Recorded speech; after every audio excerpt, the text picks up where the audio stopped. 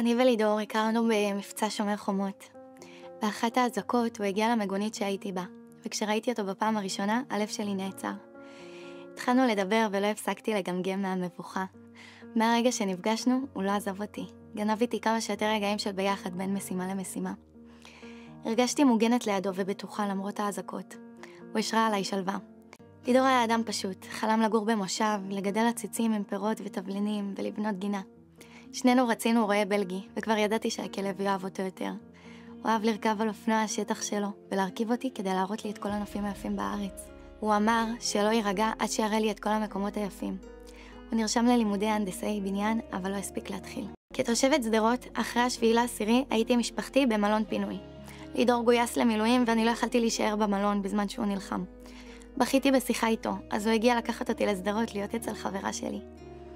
אני יודעת שזה לא נשמע הגיוני, אבל הרגשתי יותר טוב כי הייתי קרובה אליו כשהוא לחם בעזה. באחד הימים החברה שלי ביקשה שאפתח את הדלת. לא הבנתי מה קרה. פתחתי וראיתי את לידור במדים מלוכלכים עם קופסת מתנה ובתוכה כלבה קטנטנה. היום אני יודעת שהוא כנראה ידע מה הולך לקרות ודאג שלא יישאר לבד. אבל באותו רגע הייתי מאושרת, היה לי הכל. הוא ידע שהוא העולם שלי, שהוא החיה אותי, והביא לי זיכרון חי ממנו שיחיה אותי אחריו. בשיחה האחרונה שלנו הוא ציווה עליי לאהוב את עצמי. החמיא לי ואמר שאני הכי טובה בעולם. לא הבנתי שזו שיחת פרידה.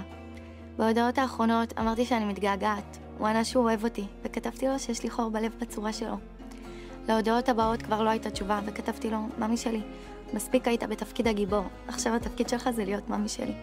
לידור כבר לא פה, אבל האהבה שלנו תישאר איתי תמיד. הוא הותיר אחריו מנגינה